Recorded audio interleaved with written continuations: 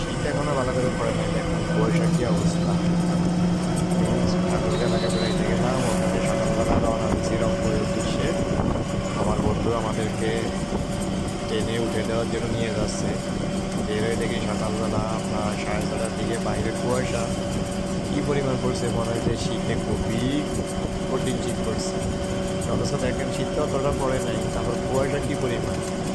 উত্তরবঙ্গে এতটা কুয়াশা পড়ে, শীত না আসতেই বোঝা যায় যে আসলে শীত আসলে কী পরিমাণ কুয়াশা পড়বে বা কী পরিমাণ ঠান্ডা লাগবে।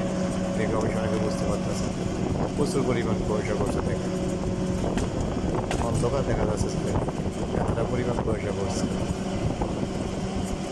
শীতের তো খবরে নেই, তাতে এরকম কুয়াশা বর্তমানে পরিস্থিতি।